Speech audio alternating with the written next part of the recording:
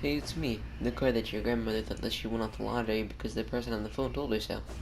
E-Class Mercedes. Now we're back into the thing, the bosses that I've beaten, how I've beaten them. And I'm gonna get end up with Grim, because I want to show people how to beat him. Do not hit him here, or else he'll do extra attack that can take a lot of damage.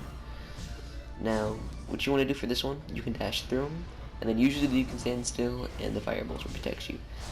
For his dash, you can easily dodge it by jumping over him. I find it easier than dashing through him sometimes. But if you dash too early, he'll back up, and that's not good because he'll most likely take damage. For his fireballs, he throws out from the ground. Just kind of want to jump over those. For this attack, this only happens when he's at 25, 75, and 50% health. Now, this is also the attack that happens if you hit him while he's bowing. And that's really all that happens if you hit him while he's bowing. It's not very worth it. All it does is take damage. Now this attack is the most important attack because this is the one attack that you can get a heal off from. It's very easy, it's very simple, you need a quick heal, that's very nice. You can also heal during his staggered phase, but that's kind of a given. You can also hit with the red eyes, the bat with the red eyes, that's him, and you can hit him during that phase too. Here's his attack again. You really want to stand on the ground during this one, and you really want to focus on the fireballs that are touching the ground. You rarely ever need to shadow cloak and double jump. That will just get you mixed up. Now I think that with Grim and Nightmare King Grim, there are a couple differences. Like Nightmare King Grim's a long attack, like the attack that throws stuff off the ground. You want to move that step by step. I can't really show it to you. You should figure that out by yourself. It should be pretty simple. But with most of these attacks, you're pretty okay. Here's his attack. This means now I know that he's at 25% health. And I feel like the biggest thing that I can tell you to do during the American Ring is do not panic heal. This works with every single boss. Do not panic heal. Wait for a window. You might be a little stressed out because you're at 1 health, but do not panic heal. There will be a window for you to attack through. I promise. You just have to wait for that window. And that's how a lot of people die, is by panic healing. Especially when they're at 1 health. Now, like there's a little window when he jumps down and does his fireballs from the ceiling up, and I don't hit that a lot because it's kind of risky. I've only done it a couple times,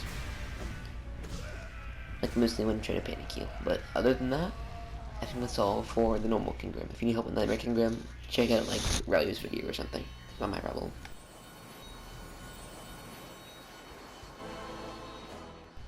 Next up we have Paintmaster Shio. He's pretty cool. He's a very unique boss with the way that he attacks, and I love the way that the paint stays on the floor after he attacks. Attacks are pretty easy to dodge. He's a long nail. He has like a big attack, like the big sword. All of the brothers, they all have their attacks based on the attacks that you can do with your nail, like when you hold down the charge attacks. It's all based on those, and he has the long downward slash, and that one's probably the most useful. But in boss fights, like against him, like being Paintmaster Shio, it's not very useful because I can just step away from him. In every other situation, though, it's very nice to use. It's my favorite out of the 3, just because of how useful it is. He has staggers, so there's no really need to tell how much health he's at, because you can tell by the staggers. I think he has like 3 or 4 phases, but oh no, never mind. All right, yeah. Next thing we got is Master Oreo and Master Mado. They both come into use. They're part of the brothers, all 3 of them. He does a basic dash attack, a down slash, and a 3-hit combo. I think those are all 3 of his moves, and this is the first phase. Now, in the second phase, he brings his brother. They both have the same attacks, except for their charge attack. Once they're charging up, Master Mado, he will spin and fly up into the air. But with Master Oreo, he will dash across the floor. So I should just for Master Oreo, with his dash, you should go up in the air. And for Master Mado's, you want to stay on the ground. It's kind of weird, but they're fairly simple to fight. Once again, I don't want to panic heal. Panic healing is not something that I had to learn not to do. You don't want to panic heal at all. Just focus on waiting for a window. I was looking for one. I guess we could find one right here, but I just decided not to use it. I wanted to make sure he died. And after that, that's kind of it. You should be good. Now, next we have Elder Hugh. Now, Elder Hugh, they made a mistake with him too, just much like the Trader Lord. He just kind of, if you have the Dark Dash, like I had, this is one of those bosses where I got all the stuff in the game, then I realized I needed to beat him for a Pantheon. But basically, all you really want to do is Dark Dash through every attack that he does. It's very simple. He basically has those two attacks, his little down slashes with the holes in them. You want to find those holes and you want to stay there. If you don't have Dark Dash, if you have Dark Dash, just dash through them. I literally didn't get hit at all this round. It's just that simple. But with this attack, you can also dash through it. There's a little window to heal right there. It's very nice. And now we have to. But this, that's kind of it. I mean, other than that, he's a very simple boss. He's probably supposed to be the first boss, other than Zero, to attack with you after you get the Dream Nail. But next up, we have Orb. Now, Orb is also fairly easy. You can find him in the Kingdom's Edge. Now, he has, you can tell how much health he's at by how many swords he puts out. Now he's at like half, because he has 2 swords out now. And he'll teleport before he throws out another set of swords. Like watch, he'll teleport, yep, now he's doing 3. He can teleport whenever he wants, but after he teleports, there's a chance of him doing 3. But if he's at 3, that's his last phase, and after you beat his last phase, he'll be dead. And that's the only attack he has, that's why he's kind of easy, because if you master that one attack, you're good to go. It's just like now, you're good to go. Next up, our next boss, I don't remember what we have. Oh, we have Galley in there. Let me explain how much I hate Galleon. Now, Galleon, he's a boss completely based off of RNG. You can tell how much health he's at, how many balls he has out. It's pretty stupid.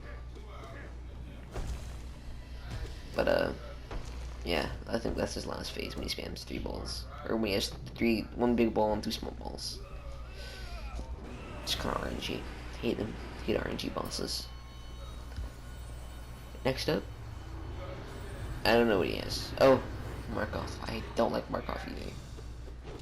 He's pretty stupid. He doesn't have much of a big thing. When he gets to half health, he'll have 2 shields circling around him. And he'll have swords going. He'll never attack you directly when he's focusing his small shield. Like his first shield will come out, and if he's at second phase, one shield will come out and one shield will stay circling around him. But he'll never attack you directly, which is something that all of the ghosts have in common almost, except for Zero. Zero will attack you directly. It's a Walmart. But really, I guess you can tank him. I can't take him. He's just very annoying. But you only want to heal during his little part where he's focusing and his shield's flying around him. But other than that, that's pretty much all I know about how to beat Markov. At his second phase, he'll also have like a semi-automatic rifle where the bullets are his stupid sword that he throws at you from all directions. It's just super weird. I really dislike it. And he isn't the greatest boss. Like, he's definitely, out of all the Dream Warriors, the hardest. And Elder Hugh is definitely the easiest. There's your little spectrum. We're fighting like all the Dream Warriors in a row because they're sorted together. I don't know what to say, so I'm rambling right now. But I'm 1 health. I'm not panic killing once again. Panic killing is for losers. And look at the little head gap that I got into. I almost died there. Surprised I didn't die there.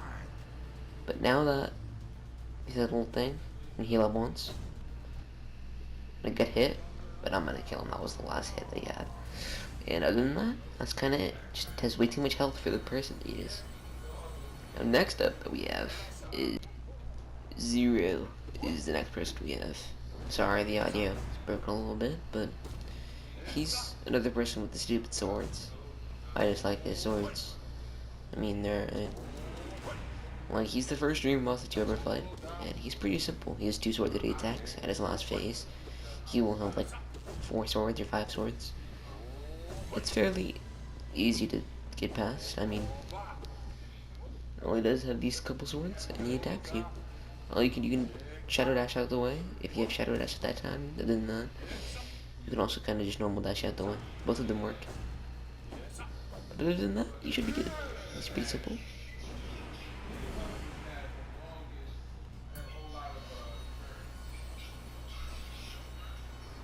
Next up, we have No Eyes. Now, No Eyes, the best thing I can recommend for you to do is have on the Soulmaster's Glory Charm and just hit him with the big slash. With the big slash a lot. Just because you don't get more than one hit in every time and then it'll teleport away. That's why I suggest that you just power up a little big slash and then huge big slash. And it's funny because this is the Vengeful Spirit. This isn't the Shade Soul, but this is the Vengeful Spirit, which you're supposed to have at the beginning of the game. But she just kind of has a bunch of Vengeful Spirits. And if you stay in the middle, usually they won't hit you. But that's really all the tips I have for her. Those eyes, the Vengeful Spirits, how they have no eyes, it's because she took them off, I guess. I don't really know. Once again, I'm not panic healing. I want to emphasize that because I didn't do that in the last video. Don't panic heal. You're okay. Next, we have the Watcher Knights. The Watcher Knights are pretty cool. I enjoy the Watcher Knights. Basically, there's 6 of them. If there's a Chandelier in the main game, this is the Pantheons. But if there's in the main game, there's a Chandelier on top of them, and it'll kill one of them for you, so that you don't have to. But basically, you're gonna be fighting a bunch of them at the same time. Not more than 2 though. You'll never fight more than 2, as long as you're focusing on getting them out of the way. I think this is a nice place to take use of your spells. And a trick that I learned with the Sharp Shadow is that even though they're spinning and you can't do damage with your nail, spells and Sharp Shadow both work together with that. Like, it's a very useful thing to have, the Sharp Shadow. I really like it. Ever since I got it, I've used it like a lot, that and a couple other terms that I use. And other than that, that's really all. They have low roll attack, they have a couple hits. Sharp Shadow is really useful for this. But, yeah. Simple, right? Simple, yeah. And I think that's the last guy. But they're all kind of just people. These fights go on for way too long, I just don't know what to say. But other than that, on to the next one. Dungeon Defender. Dungeon Defender's pretty cool. He's a fast boss, that's why I like him, because I can talk about him. He's pretty cool. I haven't beaten my Defender yet. He's less cool, but he's still cool. This is my favorite soundtrack out of the entire game. He has little weird attacks. He has staggers. He has like 5 of them, I think, normally, but with this guy, after a while, he'll just kind of get mad, and he'll just start going around everywhere. I'll show you this in a second. I'll show you what we can do to combat it. But right here, when I hit him, now he's mad. He's angry, and he's gonna go in and out of the ground a couple times. Basically, he's gonna come out and come back in.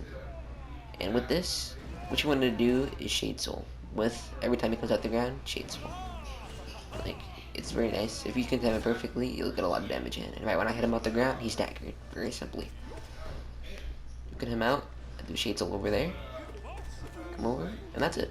There you go.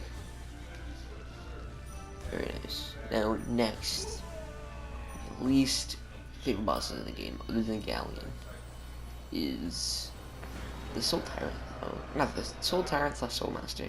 I had so much trouble with Soulmaster, because I was just so in over my head that I was not prepared for Soulmaster. And then, of course, Soul Tyrant gave me even more trouble. I'm just so happy that they're out of the game now. I don't have to fight them anymore.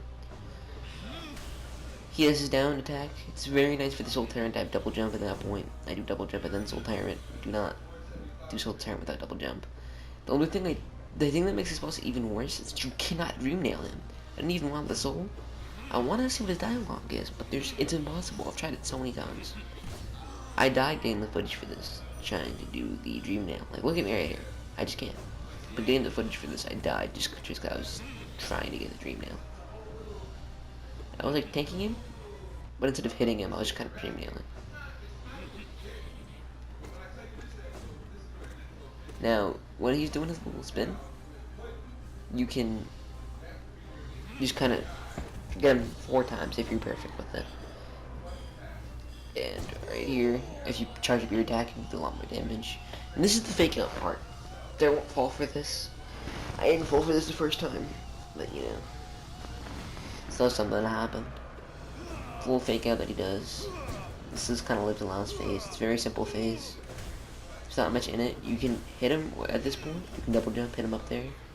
I don't think you need a double jump there. You can just kind of hit him up there and like move the ball over to the side. And other than that, that's pretty much it. Now, with the next boss. Oh, this is the boss I was talking about last video. The Soul Warrior, I guess. I didn't know that was his name. But he can teleport, he has a sword. He just feels super fluid, especially with the shade cloak. You know, he just has these couple attacks. He has his little shooting ball attack, and he has his little dash attack and his jump attack. It's an odd boss. But when you can get all of his things perfectly, it just feels so nice. But it doesn't feel good when you beat it, just because he doesn't do much. Now, that's the end of this 2-part series. If you enjoyed this, maybe I'll do more voiceover videos like this. They don't do as well. I didn't get any views on my last video, but that's okay. I don't care. I want to keep making videos. But other than that, you know, it's pretty cool. I have a... Oh yeah, here's the charms that I use. I use these Soulmaster, Glory, and Dream Worlder. If you want, you can also use charms like the Long Nail or the Mantis Long Nail. The same thing for the Grim. For the Grim, I use the Grim, like all of that, and the Grim Child. And so that's kind of it. Now, all the things I'm using: Unbreakable Strength, Sharp Shadow. Oh, I forgot what I did already, but it was all that. And these are all the bosses that I beat. And with that, I'll see you in the next one. Goodbye.